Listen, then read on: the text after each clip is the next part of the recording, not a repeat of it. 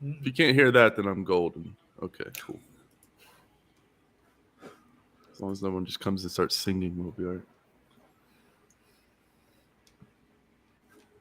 It's coming. It's coming. Come on. It's coming. It's coming.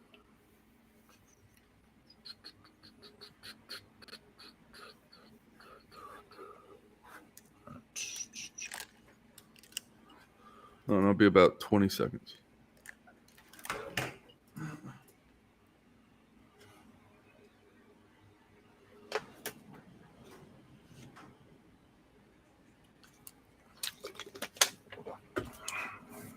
Give me time to do this.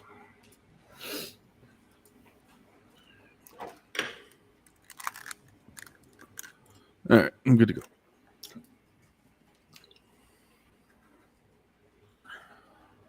Ladies and gentlemen, children of all ages, welcome to an impromptu, a special edition CryptoManiacs podcast, streaming for your viewing pleasure on Vim, on Twitter, on YouTube, and of course uploaded on ThreeSpeak. A fancy that we're talking about ThreeSpeak task. Apparently, we have a guest today. He's got something to do with that. I don't know. A returning guest too. Well, we were supposed to have two of them, but one of them decided, I think he's touring war zones before he goes to Hive Fest. He does that for entertainment purposes. And, right. Dodging Scud missiles for fun. Yeah. So we have only one half of the dynamic duo from Speak Network. They call me Dan is here with us today. And I'm excited. John, are you excited?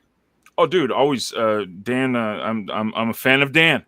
I'm always a fan of Dan and everything they're doing and everything he's brought to the table. So always good, man, to have you here.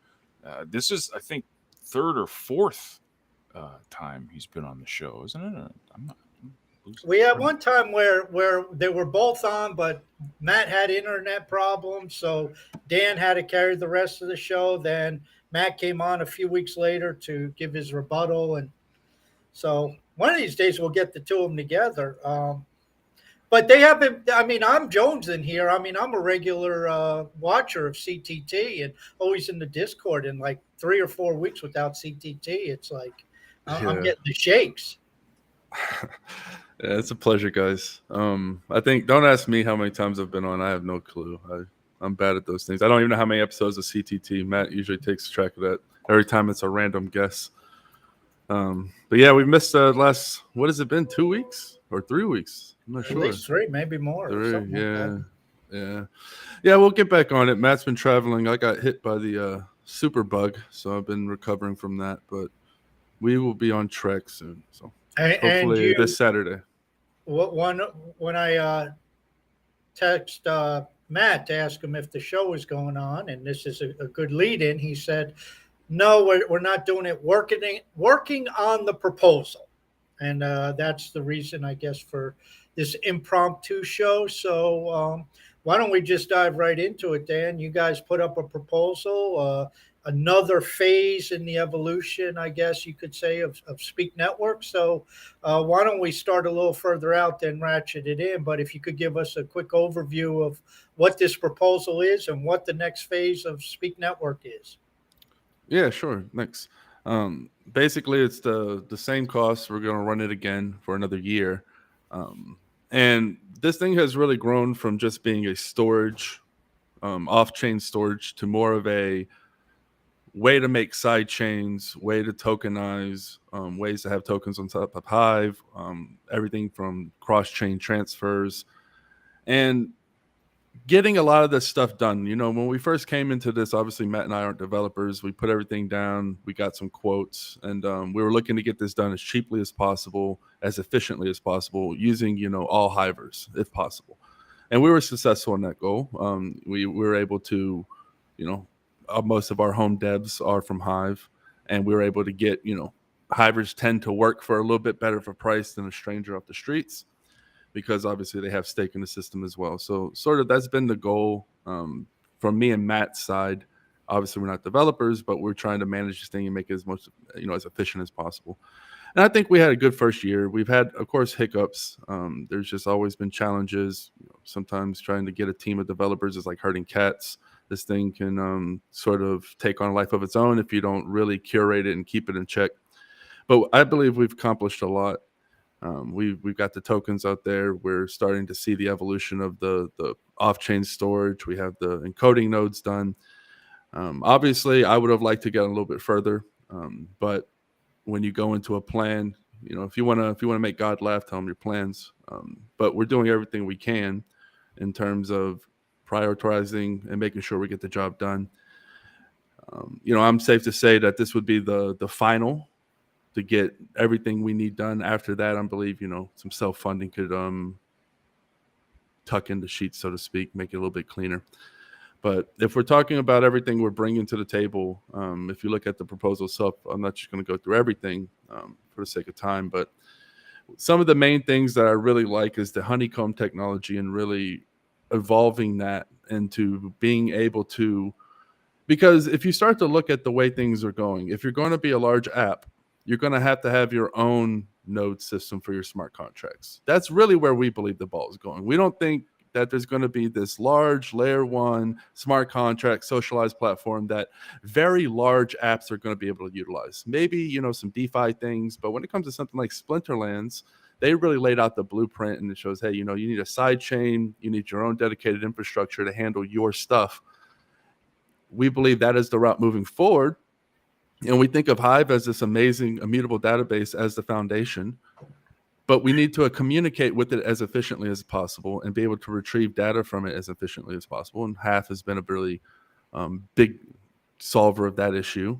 But now it's about, okay, how do we connect smart contract platforms to Hive? How do we have outside node systems that communicate easy? So, if you're a developer, where do you start? It's like, oh, well, you can just plug in Honeycomb and you basically have your consensus nodes for your smart contracts and it handles your load. You don't have to worry about Splinterlands. You don't have to, oh my God, Splinterlands, what if they sign up another 1 million users? What are we going to do with gas fees? You're in control of that. So that's really the big new evolution here, because obviously as we were going forward, we were going to leverage some of the sister software to Hive, which was PeerPlays. It's all open source, build that tech, integrate in the Hive, right? Sounds easy on paper. We ran into some hiccups and we ended up having to actually build our own sidechain. And that's something that I really like about this team is, a lot of things happened and we could have just made excuses, but it's like, no, there's a roadblock. You fucking go up it, you go around it, you go under it, right? It doesn't mean you stop. And that's sort of, mid tracks, we had to start building our own side chain. It wasn't fun. It ended up being fun. I enjoyed it, but at the time it was a little bit, out of left field. Luckily, Deluxe, blessing in disguise, we really uncovered some really great technology. Honeycomb wasn't even available at the time, and it's just cutting edge, getting this stuff done. And now I see a future where you have scalable sidechains on Hive, plug and play, and you don't have to bring your own nodes. You can plug in Honeycomb, incentivize, and they'll start coming, like bees flock into your flower. You just become a flower. You don't have to do anything else. Just worry about your own parameters and make sure your code is good and your smart contracts are set. So yeah, that's just one of the big pieces for extending, because we believed, we could stop now and get the off-chain storage and, work out the finishings with the PPY technology for the cross-chain. But there's so much more here we see. And I believe that it warrants another proposal. Yeah, it's real interesting how the scope of things can change, and based upon our conversations, and Matt, evidently from the tweets he's putting out, he's really taken this concept and run with it. But you guys started focusing on video storage, decentralized video storage, immutability, protecting yourself, your content from the YouTubes of the world. And it's really expanded. And as we've gotten into conversations about financial aspects in the financial arena and synthetic assets and things like that, when you start to look at that concept you started with, immutability through decentralization, through decentralized node infrastructure, incentivized node infrastructure, where you can control the data, and you're basically outside the attack of any company, any competitor, any government, anything like that. We can take that and move from this freedom of speech, if you will, realm into the financial arena and get into all those murky areas that the SEC wants to slam us for, and basically sit there and say, sorry, we don't know who runs that node. We don't know who runs that infrastructure. And you can start to build this stuff and see the expansion of this stuff all from that foundation of true decentralization, where, and you talk about this a lot on CTT, you talk about a lot in your videos, how something like Ethereum, to use that as an example, or Cardano or EOS, there is somebody to go after. And with Hive, with what you guys are building, you're setting it up in such a way that anything that the government or entities don't like, it's like tough crap. Mm-hmm. Yep.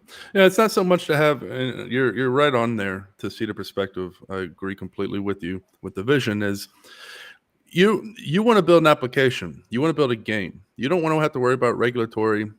Once you separate consensus from the app, where the app no longer has to worry about consensus, everything that's Web3 that's not built on Hive, that's Ethereum, all this, there might be a few outliers. I have to say that because I don't like being that guy. But for the most part, the most liquid tokens, if you want to build a smart contract, you have to build your own consensus. And you have to stand alone, have to worry about regulatory and all this, not just attacks, not just hacks, not just is your code or your validators decentralized and all of this stuff.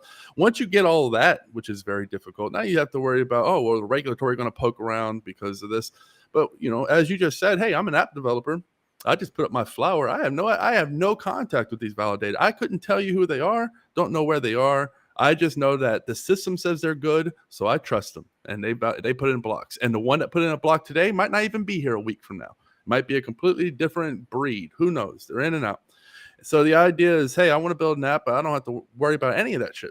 So that's sort of, you can't just have immutability on the base layer of Hive and say, okay, everyone else, do your own thing. It's not that easy. You have to be able to interact with this. It's like having an oasis in the middle of nowhere. Oh, well, that's good, but who's going to be in the middle of nowhere? You have to build to it to make it more, more appealing to mass adoption, more appealing to people wanting to actually build their apps. Once you do that, there's that point of no return where you get enough apps on Hive, log in with Hive. Oh, I get access to all of these apps.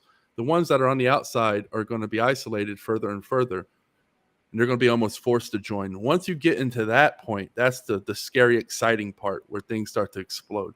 And that's where we're really trying to get to. Everyone's really sprinting towards that on Hive. If you look at core development with Half and all this, it's really, let's get layer 2 apps to come to Hive and make it as easy as possible. And with the Speak Network being what I would say an ultimate layer 2 application with all the things that it entails, we saw quickly all the things that we had to build and communicate with to make it easy on our part. We're like, well, we don't want other developers to have to do this. So that's sort of the whole point. And you want to have a way for layer 2 apps to mirror Hive in a way where you log into a layer 2 app, you can go to Splinterlands, you can do this, you can go to Honeycomb, you can go do all of these things without having to change accounts or have the burden or anything like that. That's the ultimate goal. Seamless integration. And of course, the ceramic accounts have become a really big deal. Hive has really struggled with the concept of, do we give free valuable bandwidth away, because a Hive account is very similar to an NFT. It takes up state forever. Or do we find off-chain solution for accounts? And, I think the majority of Hivers agree now that giving away free space is not a good thing. These things are very valuable. I'm of the mind that Hive accounts can be worth hundreds, thousands of dollars one day based on the name. I think they're very, very valuable. Obviously not financial advice. Don't go out there buying up a bunch of Hive accounts, but just saying that right now they're treated like sand and people are just throwing them around when they should be treated more like gold. And we need to have a scalable off-chain solution for Hive accounts where people can act like they're on Hive, communicate on Hive, post. It goes up on all the front ends. They're not alienated.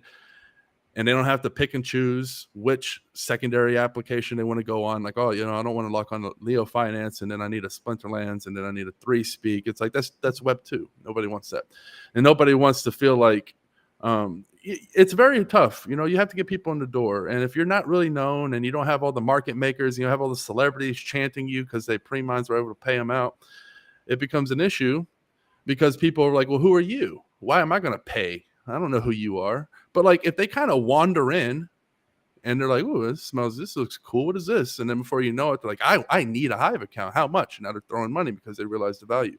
And that's sort of what I've always seen. So there's a lot there. I think that we're, if you trust in the team and you realize that we're going to be relentless, we're going to do everything we say. And if we don't, we're going to find another way to do it to where it's the same outcome. That's really what, this is banking on. Because I think that we're hitting a lot of the soft spots that Hive has and reinforcing them for mass adoption. Yeah, it's I won't get started, John. I did enough of that on Friday, but you touch upon a point that I went on a bit of a rant, Dan, on Friday's show. And, it's amazing how the builders get attacked. And I see it with John and Blaine and CTP. I see it with Cal. I watched it with you and Matt. And it's like, it's amazing that people think that, it's the instant gratification world. And it's like, well, Hive will never be successful because Elon or because of Dorsey or because of so-and-so's not talking about it. And it's like, well, wait a second. We're building infrastructure. That takes time. It's not easy to develop. And while all these other chains are going through all this bullshit and, CryptoKitties is maxing out Ethereum and, EOS is having a fight with Block One in the community and who the hell knows what Cardano's doing and Justin Sun is being Justin Sun.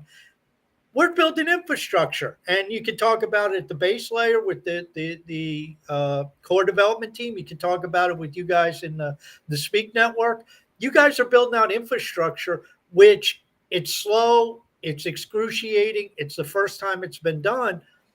But if you don't want to wait around, fine, leave. But we believe, and I'm saying we as a Hive person. We believe that all these different pieces are ultimately going to come together for something really powerful. Mm-hmm. Yeah, I mean, it's very difficult to build public goods because there's no money to be made. There's no sale. So, like Matt and I work for free. I don't know how many hours we've worked on this. We just believe that somebody has to do it. And these things need to be looked at critically. I know a lot of people like to just look around, look at price. I'm really looking at, okay, what happens if we do get mass adoption? Okay, what happens if there is a regulatory attack or a government attack? The whole point here is to build something that is neutral, that cannot be taken over. That's the whole point here. If it can, then it's not what the game is. That's a different game. The whole game is to say, hey, we want to build the rain. Nobody controls it. Well, God forbid with your, put on your tinfoil hat. Maybe they do nowadays, but just for the analogy, no one controls the rain, right? And we want it to be like that. No one controls the network, because if someone controls the network, you have no network. And anybody doing anything less and not thinking of the critical points, off-chain accounts, scalability of the layer 2 applications, being able to communicate with other applications, making sure the nodes on the Hive base layer are scalable as possible. All the things that we've been focusing on for so long are going to pay dividends. And people soon realize that you can't buy censorship resistance, no matter how many celebrities talk about it, no matter how many movie stars, no matter how much money you have or how much money you raised. If anything, that makes you more of a target and makes it more difficult to achieve censorship resistance. It's like judo. If you try to hit it hard, it uses your weight against you. Censorship resistance isn't that. And Hive has it. Hive has censorship resistance. Very, very rare and scarce to have this. And I would say 99.5+% of projects do not have it. Networks do not have it. It's not, there's censorship resistance. There's not censorship resistance. If you're in the middle, it's more like, well, you're just running on quicksand. You're buying a little bit of time before the inevitable. But I still say that's not censorship resistance. And I say a lot of the projects are more like that. They're more in that mucky quicksand. It's like, oh, if you run quick, you can get out. But if you stand in place, you're dead. And that's what 99% of the networks are right now. And then you have the solid, firm rock, which is something like Hive. You could say something like Bitcoin. Although I still say Bitcoin has a lot to prove.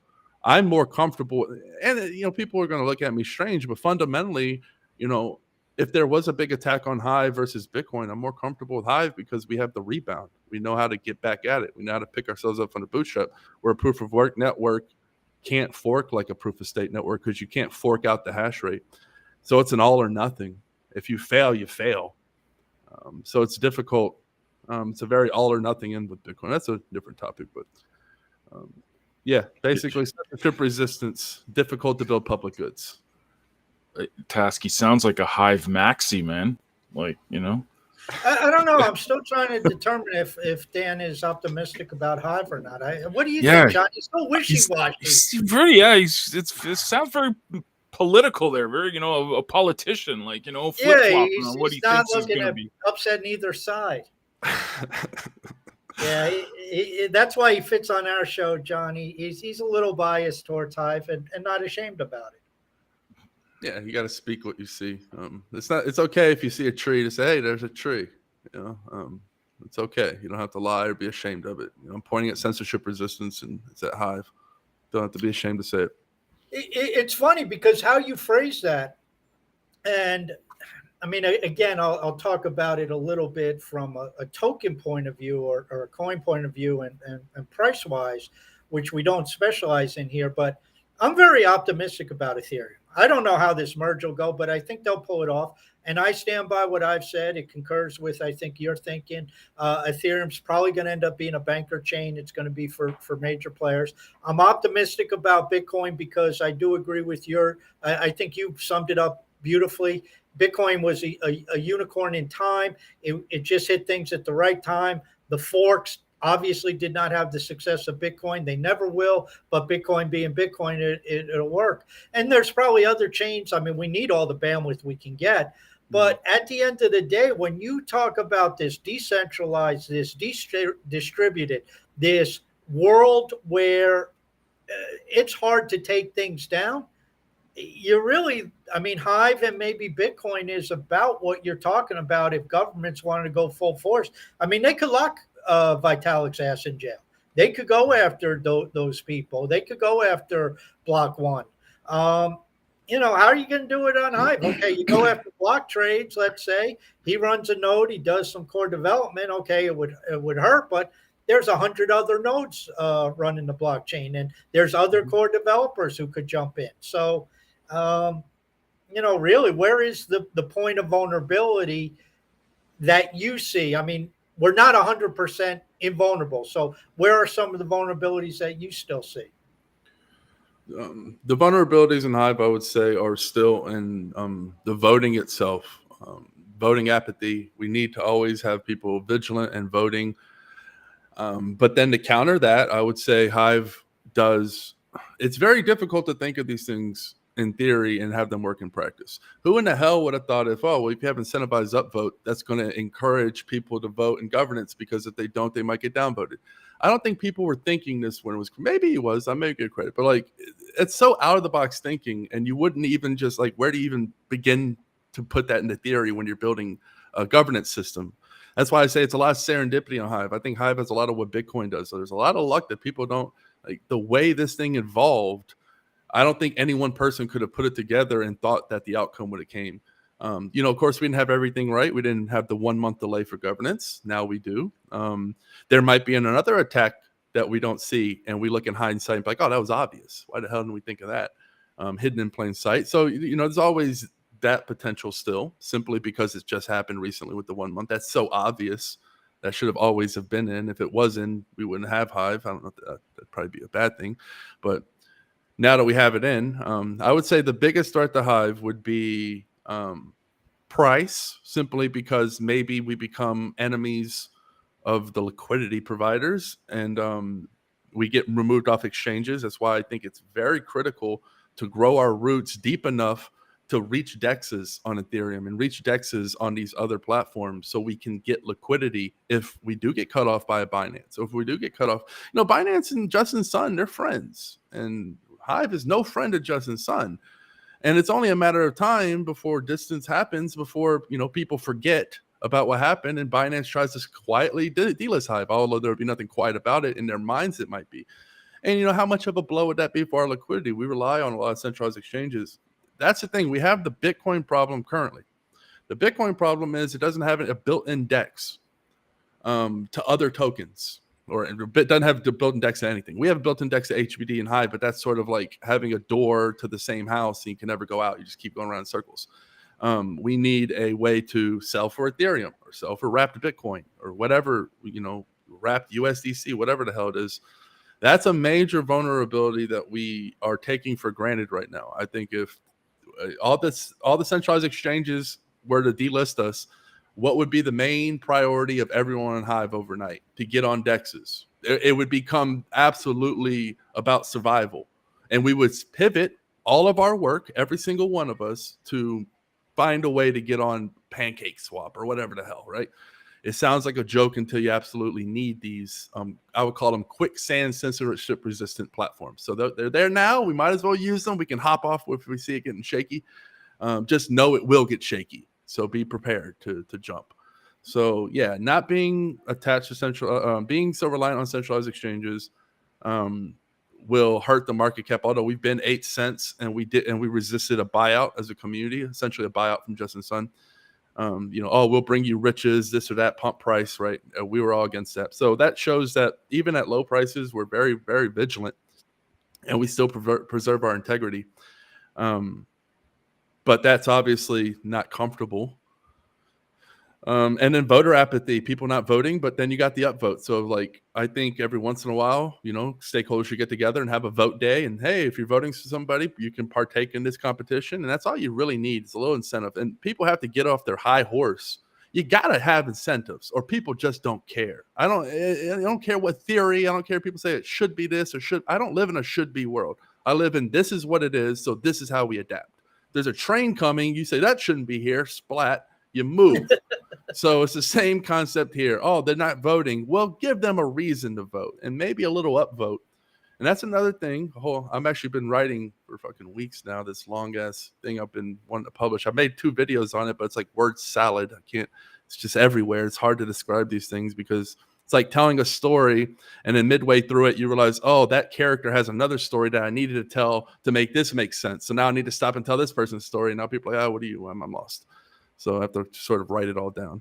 But the reason you don't have vote buying on Hive, which is the number one critique from Vitalik on DPoS, is why I would love to debate him, is as simple as the upvotes. Because you can't buy a whale's vote with a witness salary, because witnesses don't make enough, even the top ones, to make the whale risk his whale funds that are locked up for 3 months.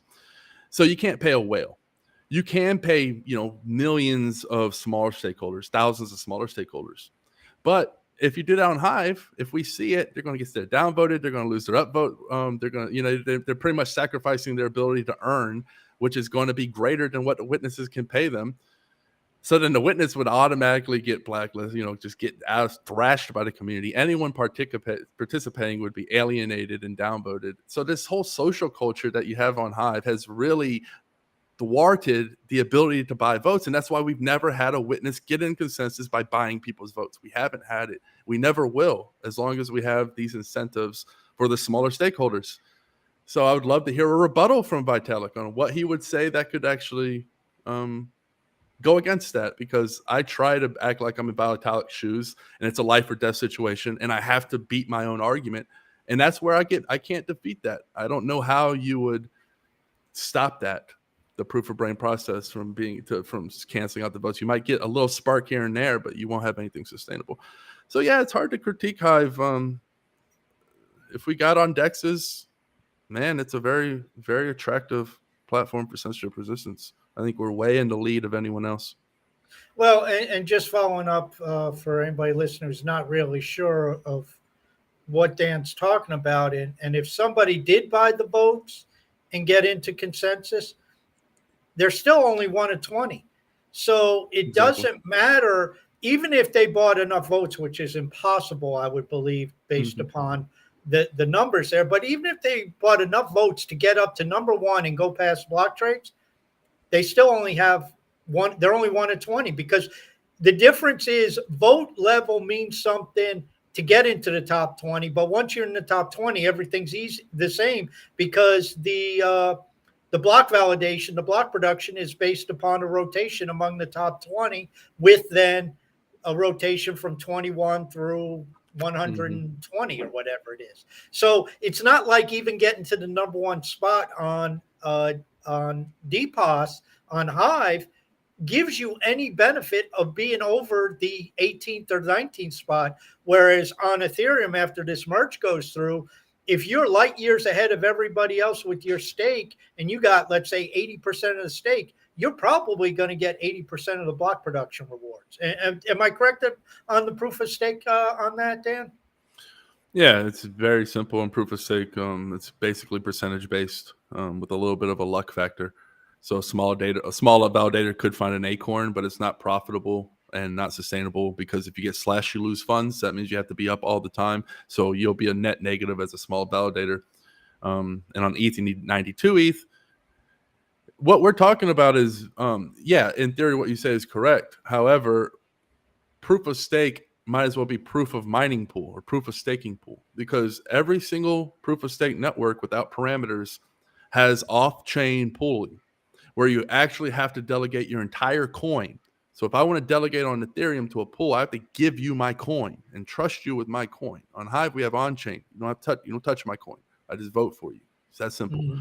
They didn't want to do that. For some reason, they thought that was bad. So they said, no, you can't do that. You have to delegate your whole coin now. You have to give away your coin. So good luck with that. Lots of security, lots of overhead, lots of BS that you have to do with that.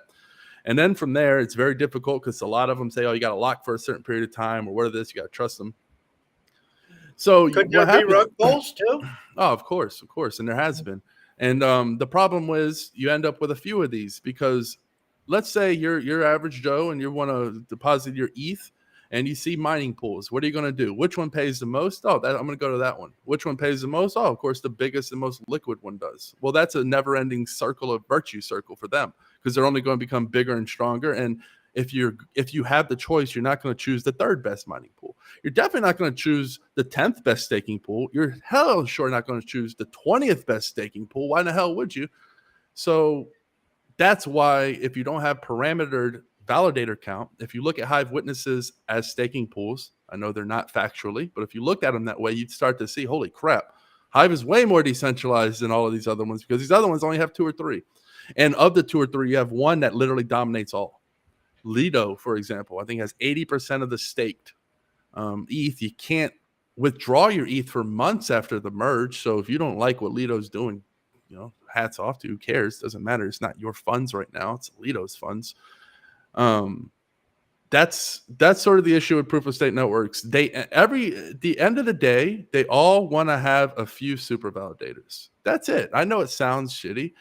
Well, okay, that's the train coming. You can say the train shouldn't be here, splat, right? Or you can say, okay, well, this is what it is. So why don't we build a network that is built for that, so it's fast and efficient and it's easy for people to delegate their vote, instead of having thousands of nodes that have to cluster together to board this like Megatron thing that like rules the network, and it's slower, it's not as efficient. It's like, it makes no sense. People try to deny and say, oh, there'll be decentralized staking pools. Like, a decentralized staking pool cannot compete versus a centralized staking pool. It just can't, because centralized staking pool has centralized incentives, centralized liquidity. They're going to dominate it. You have to parameter that out. So proof of stake ends up being DPoS, but in a Frankenstein version, because it's sort of like, go ahead and create reality, but you can't use anything that you know. It's like, go ahead and create DPoS, but you can't have anything. It's like, oh, well, damn, people would have to actually give away their whole coin. There'd have to be off-chain pools. There'd only be a few of them. Sounds terrible when you put it that way, but people don't look at it in that light. People think of it in theory. They read the theory. It's like, oh, 1 million decentralized Ethereum nodes. They're all out there processing. It's like, no, that's not. You got one pool, buddy, maybe 2 at the end of the day. Yeah, so. Even on Hive, whatever node is number 122, at least processes some blocks. They produce some blocks. And what happens if a pool goes down? What happens if Lido goes down? Is there an automatic Lido 2.0 that pops right in? Like on Hive, what happens if block trade goes down? Oh, well, 20, a node just randomly fills in, just skips like nothing happened. What happens if all 20 go down? Oh, well, they get replaced next 20 instantly. are in line. What happens if the 3 biggest proof of stake networks pools get tacked at once? What happens to the network? Are the stakers that were staking because they didn't want to run nodes in the first place going to suddenly become solo node operators? I don't think so. I wouldn't trust that. What happens is you have an outage in the network. That's what happens. So the network becomes incredibly vulnerable to a 34% attack. That's what it is on proof of stake. You only need 33% plus 1 to start blocking transactions and making the longest chain. Where on DPoS, you need 51% plus 1. So, yeah, I would say there's Hive's light years ahead. DPoS, it's not DPoS though, it's HiveGov. DPoS isn't it, because without the parameters, DPoS becomes incredibly centralized as well. If you don't have the long lockup, if you don't have the 1 month delay, if you don't have all the things that Hive has where the distribution isn't just going to the validators, it's also going from the DAO, it's also going to content creators, but much more than content creators. I would just say go-getters, people producing value of all kinds. So if you only there's so many things wrong with the proof of stake networks, and then it's like, oh, we're only going to pay the validators. It's like that means the people who have the voting power now are going to get more of it in the future. And there's no way it's a red queen game. That means everyone else has to buy while these people earn. Where on Hive, we at least have distribution to vast majority of other people as well. You can earn in so many different ways on Hive. It's crazy. Like post a picture of your food and you can earn some governance token. I mean, it might not be that way forever, but people are going to look back on that and they're like, that is wild. But that's how you do distribution. And I think Hive's done distribution quite well. We inherited that from Steam. Luckily, Steam had this Fugazi ninja mine where like, you get a delegation. Everyone was just like, hey, you get an upvote. Join my platform. What that did was send Hive into every corner of the universe. That's what that did. And we inherited that distribution. So it's amazing. Minus the ninja mine. Minus the ninja mine. Yeah. Which Steak we with put no to fat. use instead of a threat. Exactly. Now, when we talk about Speak Network, and you talk about the node system of Hive, and like you said, it's not really the DPoS, it's HiveGov. How are you guys replicating that on Speak to provide the same, how do I say this, the same insulation so that we do not fall victim to POS and some other things and have all of a sudden some of these nodes start to centralize? How do you defend against that with Speak? So I look at proof of stake as an incredible layer 2. I think it's a terrible layer 1. I think DPoS is an incredible layer 1, not so great. Greatly diminishing returns as a layer 2, because the moment you tell people to vote for another 20, and then you tell them to vote for another 20, well, you cut your voter participation in half, and that's the literal lifeblood of DPoS. Whereas proof of stake is much lazier because you don't have to vote. So if you can have the immutability and the protection from a HiveGov, then you can have a layer 2 that's a proof of stake where you don't have to trust them as much, because it's easy to roll back a layer 2. It's easier to fork out a malicious attacker on layer 2. Very difficult to do it on layer 1. So the way I look at it is there is going to be voting for validators on the Speak network. The validators do a lot of things. So the reason we're able to get this done for so cheap, and you look at a Arweave where they raised $20 million or millions and millions of dollars, is because they build all this complication things like, okay, you're a validator. We need to track every little thing you do, every inch you move, all the data you do, all this. And it's this fucking crazy thing they have to build. And it's all this technology. And it costs lots of money, takes years to build. And we're like, well, humans are pretty smart and they can vote for people. And it's like, well, why don't we just vote for the validators and we don't track everything they do? But if we see they're not doing their job, right, there'll be like little green red lights. Like, oh, he says he's an encoder, but his encoder node's red. That means it's offline. We don't have to track all the activities. Is it working or not? Right? And that's all the voter really needs. So if people are lying about what they're doing, they'll be voted out. And you make it as easy for the voter as possible. Now, I don't necessarily love having to do another DPoS system as layer 2. As I said, it greatly diminishes. But I think it's necessary when you're trying to save a lot of money and make it more. I think it's just better. Even if you have billions of dollars, I still think this is the better way, because I think their way just doesn't work. It's slower. It's not as efficient. So I think that if it's a very important layer, which I think this has the potential to be a launch pad for layer 2s on Hive, or at least every layer 2 wants to integrate into it. Why not? Then I think that it merits another DPoS. After that, you can start getting into your proof of stakes. And what I really like about how Disregard has come across his proof of stake, it's more of a, you have proof of stake and you get into it and there's like 10 or 20 of you, just like DPoS, and you all have equal say. But the way you get there is from your own stake. So it's a very interesting way to do it, because one of the problems with proof of stake is, having one large stakeholder control everything. So this sort of has that nice parameter where it's like, you get in, but you have equal to the other 20. Very innovative. I really love that as a layer 2. I think that is going to be the de facto layer 2 for the future for most people, because you don't need to worry about voting. Very lazy plug and play type systems. And that's the basis we're going to use moving forward for the layer 2s. Yeah, it's interesting what you mentioned about the Hive coin and by extension, I guess you could say HBD, although HBD isn't really on exchanges anyway, so there's no threat there. But we know accessibility, and we see what Leo Finance is doing. They've set up a few liquidity pools with both HBD and Hive, one on Polygon, one on BSC. Or one of each on Polygon and one of each on BSC. And actually, I think they set up a Hive and HBD, the Binance version. I think they set up a pool there. So now they have 2 or 3 pools on Binance and a couple on Polygon. And to me, and tell me if you think I'm wrong with this, I think one of the biggest advantages, especially with HBD, is the ability to create these derivatives and have the value built on these derivatives. And you're well aware, and I've mentioned to John, a lot of my thought process these days is I'm trying to think of how we can build like JP Morgan on Hive.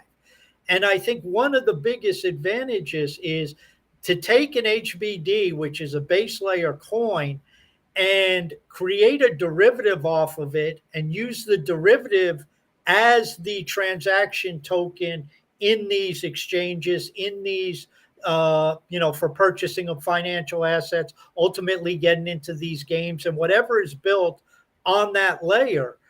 And by doing that, you end up pushing more value back to HBD, but the HBD can be locked in somebody's wallet in a savings, or when we get time locked accounts at the base layer. So you have the majority of the tokens locked up, but if there is attack, it's on this derivative, which then, of course, if they blow that up, who really cares? Because you can always create more derivatives. And then over time, you might get to the point, say, well, you can attack one of the HBDs on Polygon, but since there's 6 of them, you can't attack all 6. What are your thoughts on that and the way to really spread out not only the use of the token, but the resiliency? Yeah, I would say if we had the exchange attack overnight, you would see people flock to that Leo bridge and it would blow up overnight and the wheels would go crazy because there'd be so much liquidity pumping through it because people would want to get out. It's very good to have that. People don't understand the importance of a fire escape until there's a fire. And I look at it as that, and it has potential to grow to be much more.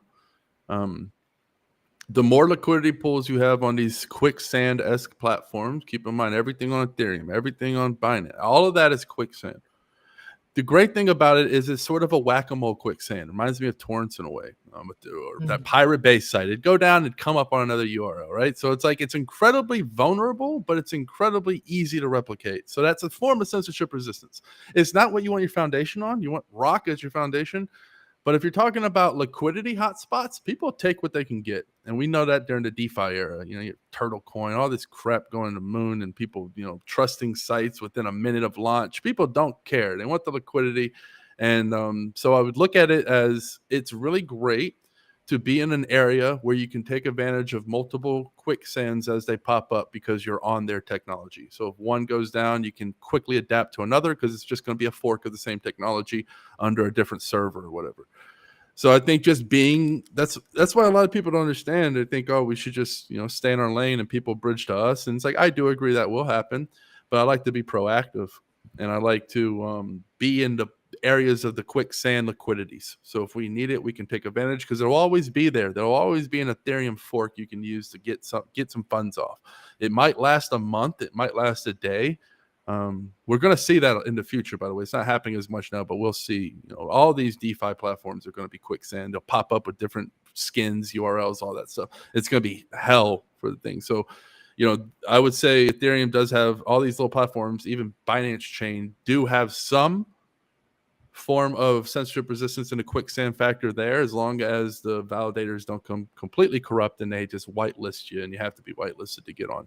As long as that doesn't happen, then you'll keep having little patches of liquidity. So it's very, very important. I think it's the utmost importance for Hive to I can't even say the word, just get rid of that attack vector by being proactive and getting on Ethereum somehow. Wrapped Ethereum, wrapped Polygon. Back in 2017, wrapped sketchy. People didn't deal with that. Not sketchy anymore. So we have to take advantage of that, because if we're wrapped on Ethereum, we might as well be on Ethereum because people won't look at it any differently. Well, and that's part of my thought process. I put out a post last week, which kind of set the foundation. I'll put together some more posts as I really think through this and get some feedback from other people. But it was basically a DAO built on the second layer that a lot of this other stuff like exchanges and whatnot are built on. But one of the things you can do then is, if you take and you take HBD as a derivative on this type of system that I'm thinking about, and you get these exchanges built with all these wrap versions of all the other tokens that tie into, pick a chain, Polygon or whatever.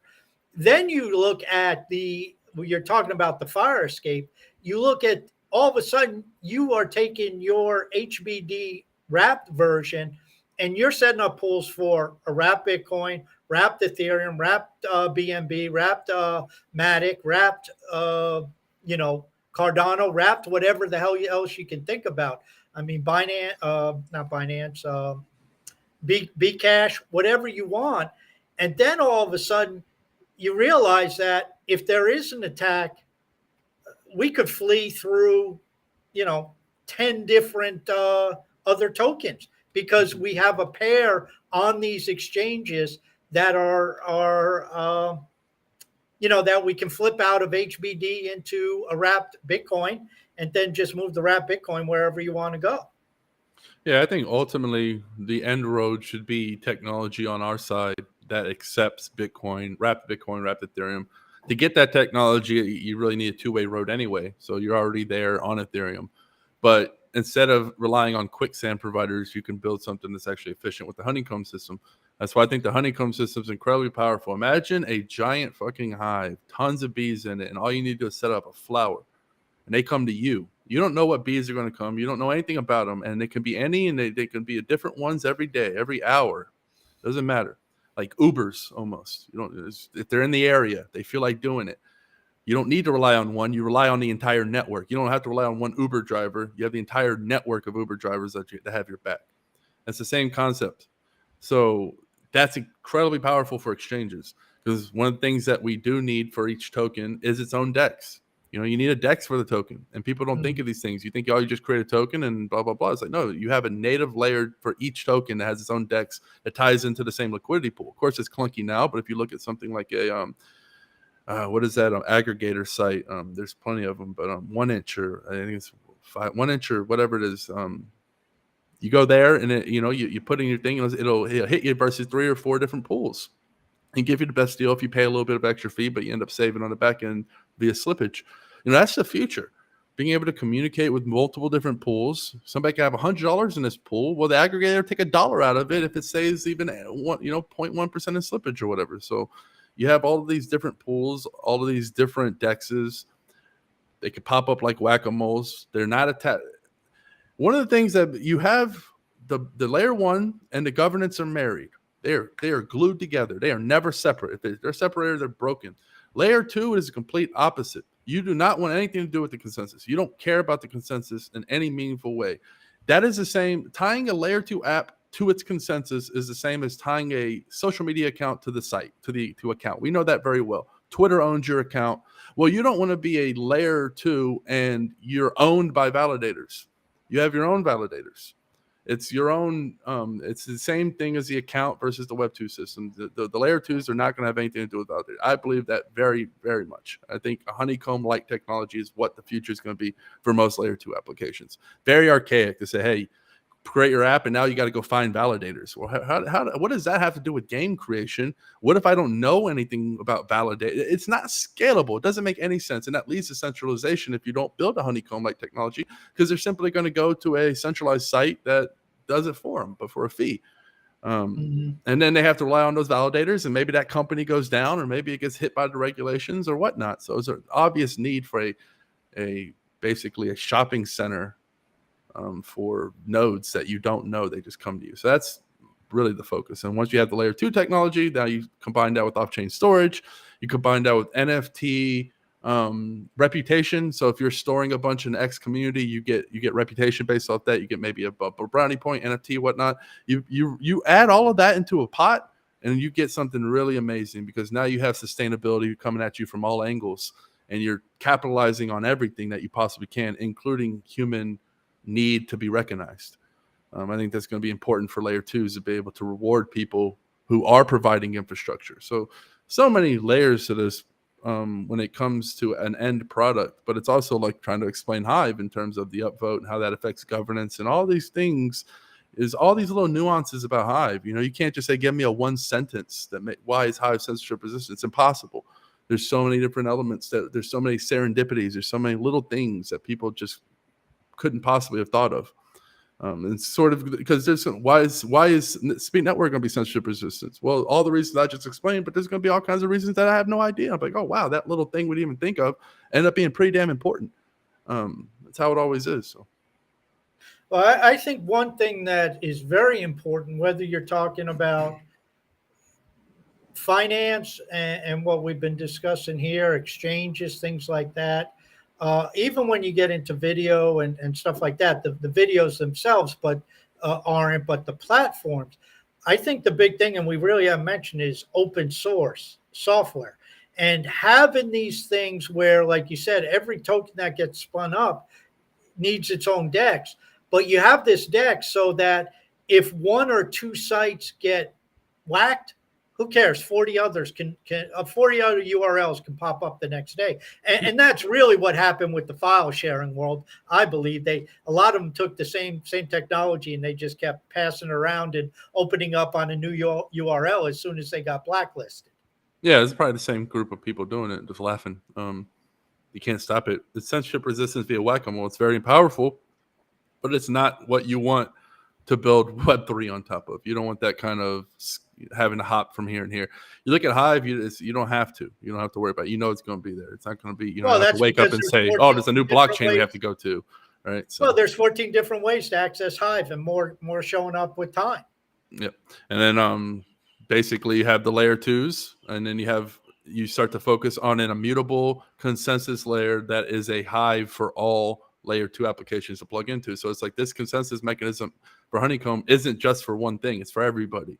And people can opt in, almost like opt into the army. You got your little flag. I'm a Hive Honeycomb operator now, and I'm here. Now you look at it as an Uber driver. Oh, there's a job here. Oh yeah, look, since it's basically nothing to run a new token, a new layer 2 app, it's very, very cheap on Honeycomb because Hive does all the heavy lifting. You're going to have people incentivized to speculate. Like, oh, it's a new token. Maybe it goes up in value. If not, I'm risking $5 a month. Who cares, right? And then the great thing is maybe the validators like your little project and they become little. There's so many things that can happen you don't even think about when you have that type of thing. But just compare that to a bring your own node, how harsh that is. Like your layer 2 app, now you need your own validators. Where do you go to get them? Who do you trust? I just don't like, if you're looking to the future, why would that be the future? Why would people want that? I guess it'll be the future if it's the only thing that is. But I think if you start to look at it in a way where you take care of that problem, it's going to be absolutely massive. So. Well, if you're the big boys, if you're Jack Dorsey, you can do that. You can build layer 2 applications and build your own node system because you have the money and the expertise. But you're right, the little person, the single person spinning up an app, or 2 or 3 people forming a community, they can't play in that arena. Yeah, I mean, people always like say, I'm gonna build it on Bitcoin. It's like, no, you're not. And then people will say, well, I'll build it on Hive. But like, you will store your state on Hive. Your validators are not Hive, though. Hive validators aren't running your smart contracts. So either you're a smart person running a smart contract, which is a value generating business. They can look at, your tokens are generating money or whatnot. Oh, well, where do these validators come from? Oh, I've hired them from a site. Oh, so you're centrally ordained these validators. So now you're a money transmitter. All these things you have to think about. I don't have to worry about this. So you just run my damn thing, and I don't have to worry about the legal aspects. Jack Dorsey has the he has the green pass. He has the regulatory unlock. He didn't have to worry about that. He's a money transmitter. It's all good. For the average person, they get left out in the weeds, and it's only going to get tougher. If people really think they're going to allow you to transfer $1 without knowing who you are, if they can help it, they want to know if you have $600 in your bank account. They'll say terrorists are using the Monopoly game to transfer. Same thing they did with poker. Like, oh, they're transferring money through it. Bad people. We need to control it. It's going to happen up and down rampantly. And then the ones that are a little bit tough, they just leave alone because there's so much low-hanging fruit. Like, this one, it's like they're plucking fruit. If it doesn't come down on the first tug, they move on. And they're going to tug Hive. It's not going to come down. And they're going to go pluck the millions other. And by our lifetime, they might start, giving the second round of tugs to the other ones that were a little bit tougher. But there's so much low-hanging fruit that we're simply protected by the herd at this point. That reminds me of when Hive was born, and we had the cease and desist from that was a tug. They tugged and didn't come down. Let's move on. I can only imagine, John, that conversation and the lawyer saying, "Okay, well, Sue, who do we contact?" And it's like Bob down the road. Yeah. Who owns Hive? well, according to Twitter now, Dan, I think we have to say Dan Larimer. So we'll just direct all cease and desist and all legal action to Dan Larimer, the owner and creator and controller of Hive. Message Dan Larimer. No. You forgot the big news last week from Yahoo. Accordingly, it's Justin Sun who started Hive and everything. I think Yahoo trumps the other news outlets, so I think we might have to go with them. So direct all of your comments to Justin Sun if you have any issues with Hive, especially the legal ones. We know he has a ream of attorneys on retainer because he needs them and what he does. So what is to focus in on your off? Well, it's not an offshoot. It's built on top. 3Speak, the app. We talked about Speak Network, which is your infrastructure. What are the plans with the 3Speak app? John and I both load our videos up there. We know a lot of people on Hive. That's their primary source for video loading. It is centralized. You guys do run that on servers, but I presume you will set up your own node system or tap into the node system for that too. But if you could lay out, do you have a grand vision for 3Speak? Is it going to be, is that something where you're just like basically open sourcing, or do you have some ideas to make this like the super duper video hosting app? All right, I think I lost the last 5 seconds. Oh, I didn't say anything. I was just asking if you have some grand vision with 3Speak to turn it into like the super duper video app. I know part of the idea is you want people having their own stuff, but 3Speak is your application, yours and Matt's.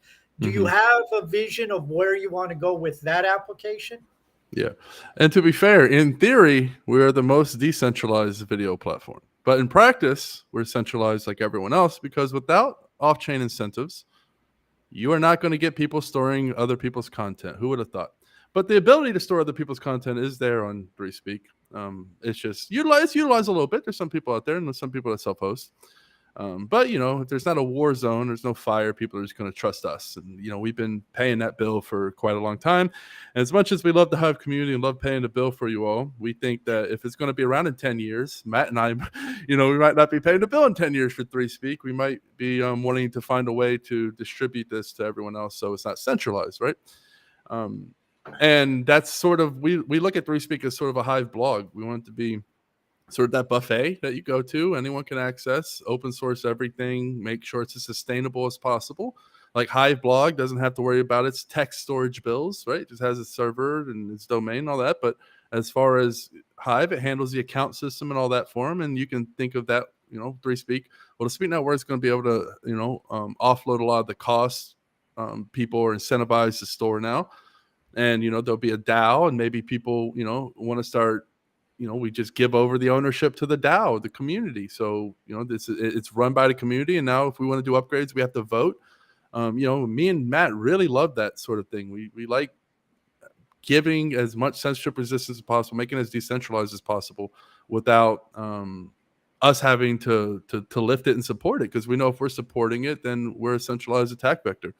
And if we want video on Hive, which I think, Hive, an account system's a lot of things, and it's very sexy on top of video platforms. Video is a lot of content. There's a lot audio as well. It's the majority. You're talking to 3: text, video, audio. You're missing 2/3 there in a decentralized way. Hive is built, if you look at it, as an incentive layer. It's what it really does great. You can store what you want on it cheaply and immutably, fast, cheap. You don't have to worry about it. It's like micro pay people if you need to. If not, you can pay them in any sort of way, and you have all the text where you can store it. The internet's basically text, right? Most of smart contract, all these things are just text. So there's so much you can do with storing long form text as a foundation. So I really think we need to utilize that to make the other two as censorship resistant as possible. So we have the entire experience. So yeah, I look at 3Speak. We of course want to do sort of a visual token, like where you upvote and it defines trending. Maybe we do like a decentralized ad system where we roll back 100% of the profits to token holders. There's a lot of ideas. We're definitely going to do something along those lines. But if you think of 3Speak, it's going to become more and more community run. I'm always going to make sure that we keep the lights on in some form or fashion. But the goal is to make it censorship resistant, or we're just really spinning our wheels. Well, I guess I think you've answered this in the past. The plan is at some point there might be some type of proof of brain token incorporated, or maybe something similar. Maybe it won't be exactly proof of brain, but where you'll incentivize your users and people to utilize the 3Speak.tv application. Is that still on the agenda somewhere along the way? Yeah, we're definitely going to do that at some point, and it'll be an airdrop, of course, 1-for-1, no pre-mine or anything like that. Yeah, it'll be how we do the metrics is going to be interesting. We'll have to probably ask the community what's the best way to do it. 3Speak users, obviously, Hive users, we have to just see what the balance is there. But yeah, of course, we want to reward all the 3Speak users who's been here. Same thing with the people who are running the sidechain. Is if you look at 3Speak, it's the tail or the head, and if you look at the tail, you're looking at what the Speak network is.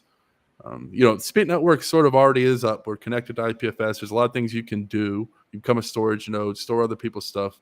It's just tacking on that incentive layer, which is all important. And once we have that, I think hopefully we'll have.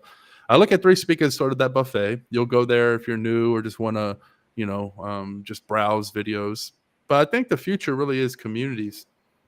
And I think watching content, being a part of content, storing content is going to be gamified in such a way where you're going to treat these communities as a job, and you're going to go in and really absorb the content, make meaningful contributions, really try to socialize, because these tokens, we've seen Leo, under the harshest of conditions, they remind me of like a proof of stake network trying to do DPoS with the off chain. Like they don't have the technology to do what they want to do. So they're building all this shit, building all this new innovative stuff, and it's clear they see where the ball is going.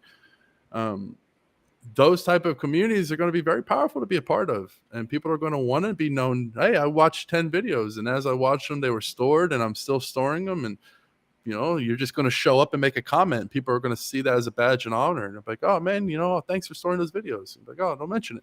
You didn't even have to mention you're storing the videos. It's on your list of accomplishments. People are going to like that. I think that's going to be the future of how these layer twos really, really grow.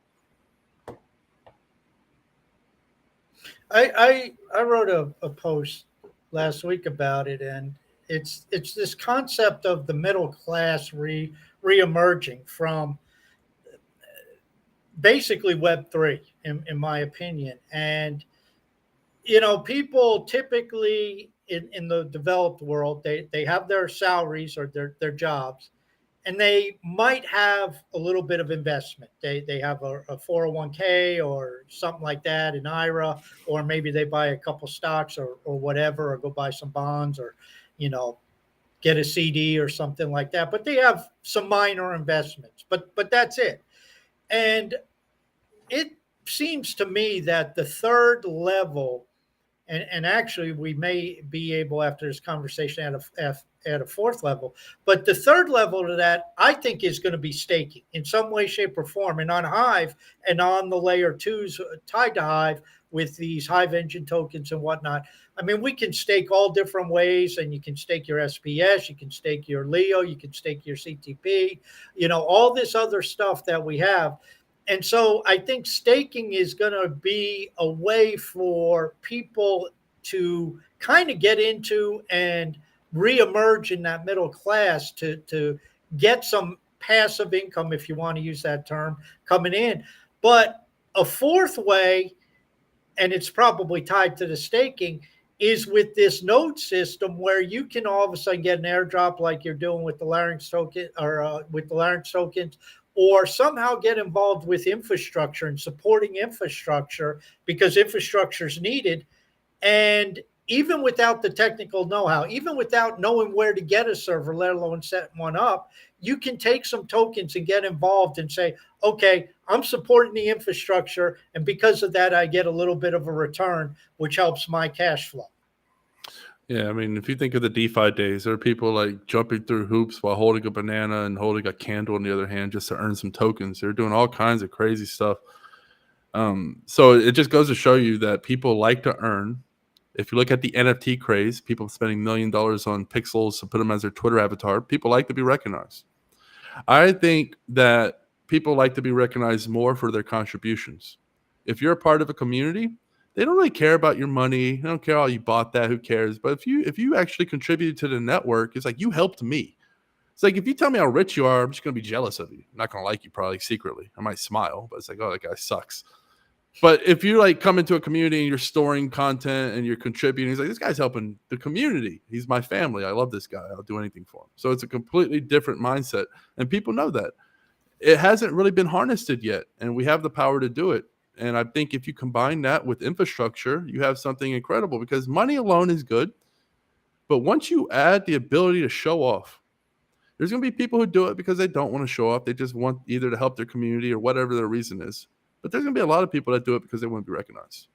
And that's going to be powerful. And I think that's going to add, at least double, if not triple, the amount of people that are going to get involved in infrastructure. So you have to get clever with this. It's like, how do you defeat the Google? How do you really make people care? And we look at practice, what people actually care about. It's what made me a semi-decent poker player where I could put food on the table for 10 years. I looked at the game and I saw how players were playing, and that's how I reacted. It's the same thing here. People like to be recognized. Oh, well, let them be recognized for storing infrastructure. It's like, it's like painting a fence. How do you make that fun? Well, you find a way, right? You give Johnny a sticker or something, and he'll do it. With this, it's a little bit better, right? Because it goes with you. It follows you. It's sort of like a video game. It's an accomplishment that you have that kind of goes with you for the life of that community. So if you're thinking of layer twos and how you scale them, you have this layer two community, you have the Hive community system, the account system, token, all that stuff's handled for you. You might want to run smart contracts. So you incentivize enough for a handful. You don't need 20 people verifying your smart contract. You really need 3. Let's be honest. Like your tokens are protected on Hive. You have the security of the base layer. If somebody did do something funny on that smart contract, we can roll it back. It's not that serious. It's a fucking video game. Who cares? It's not gonna end the world if we roll back on a layer 2. So it's like the attack vector is not really there. And if you have 3 or 4, and if you have 2/3 majority that says it's a cool smart contract, then you're good, right? You're not going to have to worry about it. And that's really what I see. It's going to be very low cost for these people. It's going to be smart contract on demand. You don't have to have these people running 24/7, 7 days a week, and you have to incentivize them to be online all the time where everything goes down. It's like, no, if I'm not running a smart contract, there's no smart contract bill being paid. If I don't have the heat on, there's no heat bill being paid. It's the same concept. We need to make these things as on demand as possible. And so these communities become incredibly powerful. Spin it up, don't have to worry about that. And now it's like, well, what do we do about infrastructure? That's another one. Have to store this shit somewhere. And that's when you have, oh, well, guess what? We're a community of skateboarders. We're going to issue X amount of NFTs, and the only way to mine them is to store infrastructure. And that's one of a million ideas. But that's cool, and I would do it, right? Why not? Help Hive, earn some tokens, get some recognition. Why not? Sounds fun. So I think that's clearly the future, as opposed to just incentives alone. And the sad part is the majority of people, they're not even doing incentives. Like, they're just like, bring your own node or go away. The Jack Dorseys of the world. So not only we're worried about incentives, we're actually going further than that and saying, well, what else is on the table are we leaving? Because you got to get clever here. You got to think outside the box. And I think that a lot of people are just completely missing the boat on Web 2. They're trying to build Web 2 as if it's layer 1. It's not how it goes. Well, I see the Web 2 to Web 3 conversion in the minds of many. What I guess you guys call Web 2.5 is they just take a Web 2 application, add a few more nodes, and add a token and say, hey, look, we got Web 3. And to me, that's just like you're just putting lipstick on the pig, pal. It's still, still centralized. It's still controlled. And I still don't own squat when I'm on your network. Yeah. I mean, at the end of the day, we can criticize them. I don't know what their goals are. If their goal is to make a lot of money, they're doing good, because you want to incentivize the bankers. You're not anti-government. You're not anti-banker at all. You want these people in. You want Lido to have 80%. That makes the governments comfortable, and that makes the banks comfortable because they know they have somebody that can control the network if things go wrong. I've never ever said these Web 2.5 platforms will be worthless. Not financial advice at all, but why wouldn't they go to the moon? That's not fun to me, though. I think that there's more value in creating something real, because there's going to be the dynamic contrast. There's going to be much fewer of the real, so it's going to be there's going to be arbitrage there. And if we can, because in my mind, I have no fear in saying if it's censorship resistant in 10 years, it's going to be highly, highly valued. I'm not saying Hive is 100% going to be censorship resistant in 10 years. Who knows? We got to fight for it. That's like saying my lawn will be here in 10 years. Yeah, if you water it. If we keep doing what we're doing, then we'll be here. But if we don't, then we won't. It's not ordained. So that's the way I see the bet. It's a very, very clear bet to me. Censorship resistant wins in terms of value creation. Sure, these Web 2 platforms, but who knows if it's going to be Ethereum? Who knows what the bankers are going to choose? It's like horse racing. There might be a horse in the lead now, but we don't know who's going to finish. We have no idea. It could be Chase Bank Coin. And if we had no idea, that's why I'm not comfortable with those Web 2.5. I know they're going to be profitable. I don't know which ones. It's out of my hands because it's on insiders. They're dictating it. With censorship resistance, I can actually use my skills because there's no control over that. So it's like, what's actually going to be here in 10 years? Now I can actually be, use some of my investor savvy and all that. So, I try to stay away from the Web 2.5 bets because they're not as clear as people really think they are. It's, the people who know who are going to win already know who are going to win. And it's probably not the one in the lead right now. I don't think they like to make it that obvious. At least it's never been that obvious. So. Yeah, we had talking about a guy who got on the radar a few weeks back, maybe a month ago. We had Eddie Spino on, and I've referenced him. He's been on a couple times, and I've referenced him a number of times as a guy who, he just showed up, and I know he's involved heavily with Speak Network and what you guys are doing, and working with you, Dan. And there is a prime example of a guy who just epitomizes Hive. Yep. He showed up, and he just kept showing up. He kept showing up. He kept showing up, and he kept showing up in enough places that finally a guy like you recognized him and said, well, hell, if he's going to be here all the time, I might as well put him to work. Yep. And that's how you get on people's radar. And we get so many people on Hive. It's like, oh, nobody notices me, and they just want to moan and whine and complain. And it's like, wait a second, there is enough stuff to do here that every project is looking. I mean, every project could use 25 or 50 hardcore more people. If you just show up and say, hey, can I help out? What can I do? What do you need done? And I think that's part of a microcosm of what you've been saying about all of this for the last, I don't know, 15, 20 minutes, that it's kind of flipping to I'll use an old term in the networking world, givers get. And when you start to look at getting involved in these projects, whether it's as part of a community, and yeah, you want your recognition, yes, you want your financial return, you want all this other stuff, but it's like, to get all of that, it's like, okay, what are you going to give? Are you going to host videos content? Are you going to run a node? Are you going to curate content? Are you going to post content? Are you going to get involved? Are you going to work behind the scenes? Do like Eddie Spino does, handle stuff on Discord and questions. Where do you see yourself given? And I think that's the transition mentally. That, in addition to the ownership mindset, I think are two hardcore thought processes that people don't have, because in Web 2, there is none of that. You don't own shit. And it's like you show up, do what you want, and leave. So yeah, I think that's really the mental shift that has to take place in those two areas. Yeah, I mean, for the first time in ever, we've been able to invest in a tangible way on all courses in the future of communities, businesses even. Right? Like, what if you could have did that with Google back in the day? You could have, ran a server, maybe, cleaned some hallways, made some advertising. Who knows, right? Did something for Google, and you maybe earned some shares. Yeah. It's sort of the same concept here. It's like, it doesn't have to be just a community in terms of, oh, it's a car community. It could be a car repair community where there's actually businesses and, multiple businesses all over, and they're all working together. And it's like, well, if you're going to get your car repaired, go there, because they're going to find you the best one. And, you could probably earn a discount by like tweeting on social media that you did this, and maybe you earn some car coin that gives you, there's so many plethora of different ways. So it's like, man, I say these kids have it good.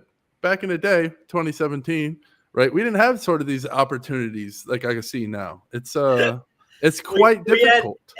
We had Steam and SBD. That was it. Yeah. But I mean, it's like to be able to actually run a server and earn something and actually contribute, because people are like, I'm not a content creator, I'm not this. It's like, it doesn't matter. You can go run a server, make a post about how you're running a server, and then like make a post with you doing something in Hive in a public way. And it's like, boom, you've become a very attractive piece of content, because people see you're contributing and you're also marketing. So like, just think outside the box, because that's what I would do if I had to reset the clock and it's like, all right, I'm just dropped here and I know what I know, but I don't have anything. It's like, what am I doing? I'm gonna fucking run a $5 server. I'm gonna go get a part-time job, make up a little bit of money. And the first thing I'm gonna do is start getting involved in these communities and make it my mission every waking hour outside of work to be a part of these things and humble myself and take as many of these opportunities as I can, because there's so many opportunities. And not, maybe they fork out, maybe they don't, but like, how many Leo could you have earned? And as we progress into the future, right, you can earn Speak right now for running infrastructure. Communities are going to start running this. I mean, it's going to be a go-getter's paradise as far as I'm concerned. And that's amazing for people all over the world. It's like, poker has always been that to me. Oh, I need to make a few bucks. Well, I'll just turn on a computer and I'll grind for a week, right? And I'll make some money. Not everyone can do that, but Hive kind of offers that.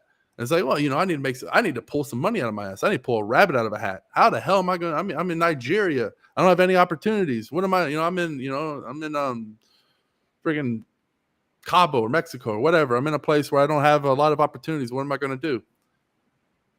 Walk in the Hive, introduce yourself, run some infrastructure very cheap, get involved. Before you know it, someone like Eddie found him a job, found him a lot of opportunities. He's a well-known person. He's made a name for himself, and who knows what the future holds for Eddie. But what if Hive wasn't here? Well, I'm not saying he wouldn't be doing something miraculous right now, but I'm sure he's very thankful for Hive being around. And I'm sure a lot of people feel that on your radar without Hive. So, I mean, there's lots of opportunities out there. You got to take advantage of them. People look at an opportunity and they say, oh, well, it's not glittering in gold. It must not be worth anything. But by the time it's glittering in gold, it's out of your reach. It's not how it works. You have to take a chance. You have to use your brain and you have to say, hey, does it make sense around here? Do you feel the energy? Do you feel the charisma? You feel the people really start the building momentum? That's the place you want to be. So I preach time and time again, don't let these opportunities go to waste. You got to take advantage of the opportunity in the lifetime of the opportunity. Well, that's the old saying. Opportunity usually shows up in overalls and is called work. And it's interesting that you use the term go-getter, because that was also part of my rant on Friday, is how, yes, it is a go-getter's paradise, but everybody wants to show up and say, look at me, and hand it to me and everything come to me. And it's like, the first step is start giving, start showing up, start doing, start adding value in some way, shape, or form. Mm-hmm. That's how you get on people's radar. Yeah, I mean, you're going to have that in every arena. There's always going to be people that complain. They're always going to see the glass half empty. They're always going to ask why someone else is getting more than they are. But what I do see is the Eddie Spinos, the Enriques. I see a lot of people who have taken this technology and improved their lives significantly. And they weren't just waiting around. It wasn't just given to them, right? They put in a lot of work. They had to put themselves on a limb there, right? Because time is money. Time is valuable. They're out here making posts. They're out here helping people. I remember Eddie back in the day used to make a lot of posts about teaching hivers how to do things. Like that's amazing, right? Like that's really helpful. Any way you can do it. And what I see is, and it's the old Buddhist thought process, is once you detach the outcome from the process becomes fun. But if you're constantly doing something and you're not getting the result that you ordained, you're going to be miserable, right? So you don't go to swim to hit a certain destination. You swim to swim. But if you're going to swim and it's like, well, you got to swim here and you got to swim here and you got to swim here, it becomes a burden. It's not fun. So it's the same process here. Come to Hive. Don't worry about what you get. Worry about what you can get. Worry about the potential that is there. And then be happy with where the chips fall and take the feedback accordingly. Because if you're not making it or you're not doing something, it's time to reevaluate. It's not anything wrong with you. The market is a messed up thing. The market's a freak. So don't think like if you're doing something and you're not getting results that it's you. It's the freaked up market. But you have to use your brain, interact with this thing. And you have to be humble. People don't understand. The market's not going to just get on, bend over for you and you're ordained. I'll do whatever you want. You got to be savvy. And there's ways to get around it, right? Like I mentioned a few, right? If you run some infrastructure, $5 a month, take a picture. I see the Venezuelans. They're so good at this, man. They're throwing those events. Every time I see that, I get so happy seeing all these Hive posters everywhere, all these people learning about Hive. That's awesome. That's helping people. That's changing lives. I love the Hive Warhol guys. They're amazing. I mean, look at that. They're your example. So if you want to get known on Hive, and this is the time to do it, just look at those. You don't have to be as grandiose as that, but there's lots of ways to get involved if you really, really want to. But the people who just want a handout, they'll be the same people who would be bitching if you gave them everything. Right? They're just unsatisfied people. John, any questions from the peanut gallery? We've been going on here and we're coming down to the bottom of the hour, so we've taken up a lot of Dan's time. But any questions, any comments of note? I got a question. I'm pretty sure if I read or listened to you in the past, you're planning on going to Hive Fest. That's still you still ready to rock? I mean, I wouldn't want to say never is never, but man, I got hit by that super bug about a few days before my second son. It's about a month ago. And the symptoms were away and then they came back and hit me in the form of like this lung issue where I couldn't breathe. And I literally couldn't sleep for like 5 days at a time. It was pretty nuts. I've never experienced anything like it. So that was like 4 days ago and I'm still kind of feeling it. So I don't know if a 20-hour plane ride is in the books for me. But man, I don't know. Like I really, really want to go. I got my ticket. I paid for everything. It wasn't cheap. So it'd be a shame to go to waste, but I'm not sure if I would be, I might end up in the emergency room if I take that long of a flight with my lungs the way they are. So it's a shame. We were talking about that. When exactly is Hive Fest? It's Wednesday, isn't it? So 2 days. Wednesday. No, it's Thursday. I was going to leave Wednesday. Yeah, it's a last minute. I mean, it's a no right now, but you know, maybe I just schizophrenic and say screw it. I'm gonna take the risk. But Okay. it's a no. Last question I have for you, Dan. Give us your overview. You've done a great job, but in a quick wrap up summary, what is your view of Hive going forward? What really excites you? What excites you about Hive that you see being created now outside of what you guys are working on? I will say the focus on layer 2. I think layer 1, if you look at it as a plane, it's pretty much taken all the unnecessary weight off. So we're pretty scaled. There's some things we can still do. I'm incredibly, thankful for Half and that sort of focus. And my big focus is off-chain incentivization. I think that's what Hive is really going to excel at. I think it solves a lot of the pain points. And once you make it easy for application people to come, build their app, not have to worry about consensus, not have to worry about a lot of the things, they're going to be like, why the hell would I build anywhere else? That's the killer. Like if this is a fight and the throat is what we're going for, the throat is apps. Once you have enough apps, there comes a tipping point where you're uncool if you're not a part of the collection of apps. Because if I log into Hive, I get hundreds and hundreds of apps. If I log into Twitter, I just have Twitter. So why wouldn't Twitter or one of these applications plug in Hive? And once it's easy to plug in Hive, it's not that easy yet. People have taken for granted we've gotten as far as we have. I mean, shout out to Splinterlands. They did it so long ago with this technology. Imagine all the things they had to do. Being the first to build a sidechain, all kinds of stuff. Like, we want to make this super easy because Hive is amazing. It is an amazing place to build apps. It is the best place to build apps. You cannot replicate it. So it's very important that we don't take that for granted and we really stunt on people and make it easy for apps. And then it's an app hunt. Plug in Hive. That should be the main marketing focus. Plug in Hive, plug in Hive, plug in Hive, and go for that throat. Go for that network effect. We don't, it's an exciting place to approach as you see the more apps developing. You're like, oh, we're getting close. We're getting close. There's a tipping point. And that's what I'm really super excited for, to see so many apps here that you can't ignore Hive. We're here, and it's just you have to deal with this. You have to plug us in, or you're hurting yourself. And we'll all be able to say we knew Hive way back when.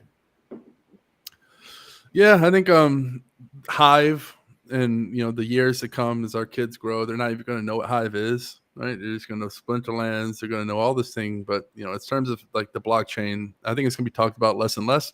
It's important now, but as the distribution goes down and people really don't care about earning Hive because they're earning 20 different tokens and 20 different games, and it's far exceeds anything they could ever earn on Hive, and they're not content creators anywhere, so they don't give a crap. They're doing what they love and they're earning for it. You're not going to hear Hive, and we're going to kind of be the OGs, and you're going to mention somebody playing a game. Like, oh, you're playing on Hive. You're like, no, I'm playing on Splinterlands or whatever the game is of that thing. And they're like, what are you talking about, Hive? It's like, well, all this technology is built on this immutable database called Hive. It's like, oh, get out of here with all that. So I think back in my day, back in my day, you could earn the main cryptocurrency that powers that there just by posting a meal. Yeah, that's like how many people watch Netflix realize that they're looking at AWS. They don't care. It's like exactly. I don't care. I want my Netflix. I don't give a shit where the video comes from. I could care less. Yeah, especially exactly. We're going to be the ones talking about Hive. It's going to be uncool in the future to talk about Hive because people are just not going to know what you're talking about. So, well, I think at that point in time we'll be talking about Hive. Around drinks on our yacht or on John's yacht, because investors will talk about Hive, of course, but not the users. They won't care, and that'll be when we win. So, yep. Perfect. Well, Dan, thank you for your time. John, you got anything else to add? Or no, appreciate it, man. Always, it's there's what's the proposal number? We need the proposal number so people can go vote on it. I'll put a link for it in the post. Okay. Like I'll link to it for sure. So yeah. So everybody, if you like what you heard here today, go vote for the proposal. I don't know if it's made it over the top yet or not yet.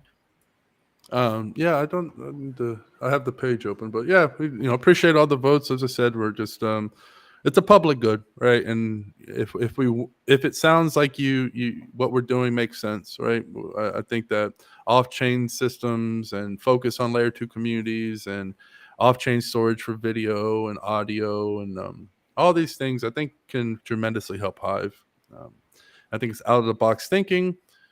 And I also think if we are successful, then it's a really great story to say, hey, look, this thing was grassrooted funded. You didn't have to centralize VCs. The community literally funded their own layer 2. How amazing is that? You can write home about that. So that's what I'm really excited about. I'm excited about the story that comes with this.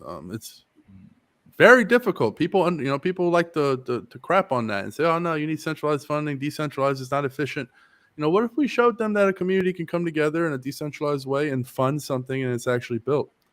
It's not it's a lot harder it's much easier said than done, but I think it's possible. And if we can prove to the world, hey, you don't need one person to snap their fingers to get things done, it's going to start to really open eyes. And I think people might, start to flock over, start making proposals of their own and say, hey, I have this idea, I think that's going to be really great. Developers are the lifeblood. We have a lot of developing to do, and we've seen the market cap move. Right, these developments that these core developers are doing. If you look at what Howell makes and what they're getting paid, the work he is doing is pennies on the dollar compared to how much it can actually help Hive. And if you realize how small of a bucket we are in, it's a race, and it's exciting times. So definitely appreciate the vote. Gonna use every penny to make it as good as possible. I think it's important to mention, because I know you guys mentioned on CTT, but let's mention it here. You and Matt don't take any of the payouts from the DAO that come. Use all that money to go to the team of developers and to build the infrastructure. Is that correct?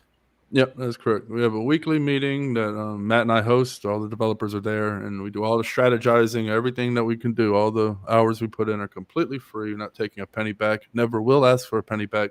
100% of the funds go to the developers who are actually building these things. And they're not just going to any developers. They're going to the best developers we can find for the price, right? We have a small team. Keep in mind, a lot of these people have endless money, and it might make it look like they're pumping out technology fast and this and that. But, we're doing what we can.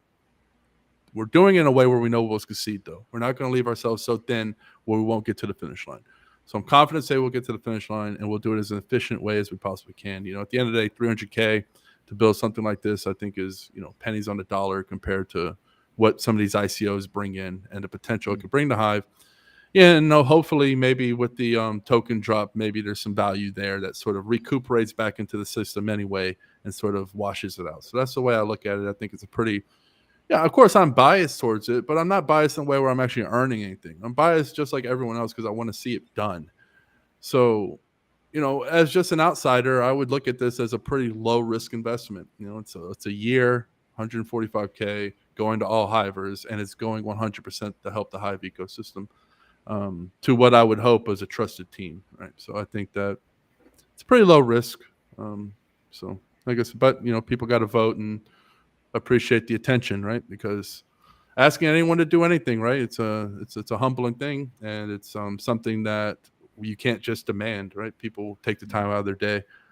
Same thing with the witnesses. So everybody that votes for our witness, incredibly thankful for that. Anybody that takes any time out of their day to help Hive in any way, we're incredibly thankful for that. So, and not to be fair, also there is the CTP witness that John and Blaine run and Eliana. So if you don't care forget to give about a couple witness votes, 3 speak and CTP each have witness servers that they run. So consider them. Yep. We'll definitely fight for freedom. We always have, always will. Dan, thank you for your time. I appreciate it, man. Thanks for coming by, and thanks for all you guys do. So I enjoy it, man. So anytime. Thanks. For sure.